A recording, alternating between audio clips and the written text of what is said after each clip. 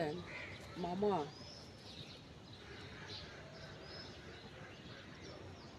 আমাকে একটু সাহায্য করবে? মামা বলল, কিসের সাহায্য করবো? আমার কাছে তো কোনো সাহায্য নাই। ওই কি বলেন, আপনি এত ধনী লোক, আপনার কাছে সাহায্য নাই? নাকি আমাকে গরিব বলে এইভাবে হিংসা করতেছে? মামা উত্তর দিল, তাই ধরে নে, আমার দরজা থেকে যা। বাইগনা বলল, ঠিক আছে মামা, আর কখনো কোনো দিন আপনার দুয়ারে আসবো না। সত্যি এই বাইগনায় আর কোনো দিন সেই দুয়ারে যায় না। তো আপন ভেবে যদিও একটা দরজায় যাওয়া হয়, সেই দরজা থেকে যদি অপমানিত হয়, সেই দরজায় না যাওয়াটাই ভালো হয়। ভিক্ষা করলে 10 ঘরে যাও, মামার দুয়ারে যেও না। মামার দুয়ারে গেলে ভিক্ষা পাবো না, আরও অপমানিত হবা, আরও হিংসায় পরিণত হতে হবে। তাই অন্যদিকে ভিক্ষা করে দেখো, ভিক্ষা তোমার জন্য রেডি আছে।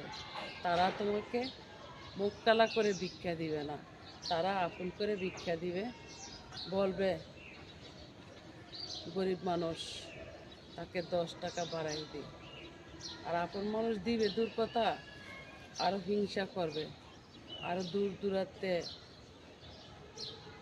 রাখবে। তো যাই হোক, তাই বলা হয়, ভিক্ষা করলে মামার বাড়িতে যাও না, অন্য দরজায় যাও। তোমাকে নিয়ে রোস্ট করবে না, টোল করবে না, হাসি ঠাট্টা করবে না, মজা করবে না। যারা দানবীর মায়াবী, তারা সব সময় গরিবকে বুকে নেয়, এটি বাস্তবে। তবে ভিক্ষা মধ্যে পার্থক্য আছে।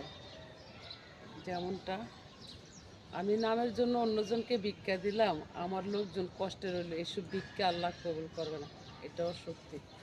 আগে আপনজনকে দেখতে হবে, তারপরে অন্য দরজায় ভিক্ষা দিতে হবে। আমি নিজের মানুষকে ঠগাই অন্যজনেরকে নাম করলাম, এসব ভিক্ষা আল্লাহ কবুল করে না, আরও ক্ষতিগ্রস্ত করে। তো যাই হোক,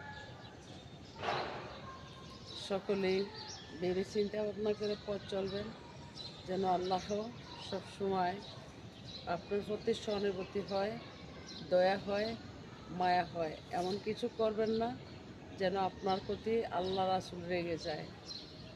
অনেকে আমার কথাবার্তা নিয়ে নানান মন্তব্য করতে পারেন। আমার জায়গা থেকে আমার যতটুকু সমর্থন, তা দিয়ে আমার অনলাইন চালাইতে হবে। আমি বক্কর চক্কর করে অনলাইন চালাইলে হবে না। কারণ মান বলতে কথা, ক্রেডিট বলতে কথা, সমাজ বলতে কথা, অনলাইনে সকল প্রকারের মানুষ রয়েছে। ভাবতে হবে, মানতে হবে, এটা কিন্তু বাস্তবে। তো ভালো থাকবেন সকলে।